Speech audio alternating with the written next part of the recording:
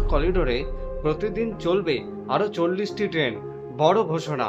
তো চলুন এই প্রতিবেদনে সম্পূর্ণ জানি। হাই স্পিড করিডোরের মধ্যে অন্যতম করিডোর হচ্ছে যে দিল্লি হাওড়া করিডোর। সেখানেও কিন্তু এবার পরিকাঠামো উন্নয়ন করা হবে বলে জানা যাচ্ছে। তা ভারতীয় রেলের তরফ থেকে বিহারে একটি জায়গায় রেল লাইনের কাজ কিন্তু নতুন হতে চলেছে, যেখানে কিনা 976 কোটি টাকা কিন্তু অনুমোদন দিয়েছে বলে জানা যাচ্ছে। তা সেখানে এবার দেখা যাক যে কত দূরে কাজ হয় আর কতটা কি কাজ হয়। তা সেই অনুযায়ী কিন্তু 40টা ট্রেন প্রতিদিন চলবে, এই কাজটা সম্পূর্ণ অনুমোদন দেওয়া হয়েছে। তা এই প্রকল্প যদি বাস্তবায়ন হয় তাহলে কতটা যে লাভ হবে রেলের আর সাধারণ মানুষের, তা এটা তো বলাই বাহুল্য।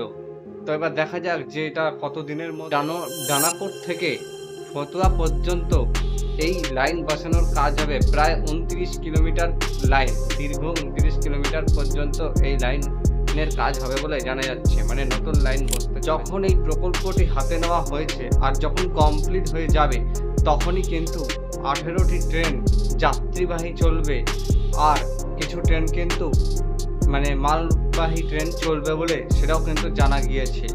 তাহলে এই নিউজটি যদি আপনারা সম্পূর্ণ দেখতে চান নিজেরা, তাহলে কিন্তু ডেসক্রিপশানে আপনারা লিঙ্ক পেয়ে যাবেন, সেটার মাধ্যমে কিন্তু দেখতে পারবেন। আমরা তো বলি তাহলে রেল কি বলছে, চলুন আপনাদেরকে ছোট করে একটু স্ক্রিনে দেখিয়ে দিচ্ছি, তা আপনারাই দেখে নিন নিজেরা কি বলছে। আর আজকের যদি এই ভিডিওটা আপনাদের যদি ভালো লাগে তাহলে অবশ্যই চ্যানেলটিকে সাবস্ক্রাইব করবেন, পাশের বেল আইকনটি অবশ্যই অল করে রাখবেন এই ধরনের ইনফরমেশন সবার আগে পাওয়ার জন্য।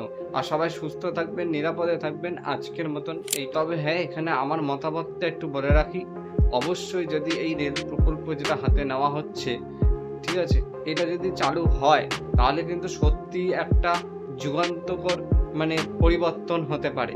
তা 40টা ট্রেন প্রতিদিন, মানে যাত্রীবাহী ট্রেন প্লাস আবার মালবাহী ট্রেন, মানে দুটোই হ্যান্ডেল করা সম্ভব হবে। তাই এটা কিন্তু খুবই ভালো হবে। আপনাদের কেমন লাগবে অবশ্যই কিন্তু কমেন্ট করে জানাতে একদমই ভুলবেন না।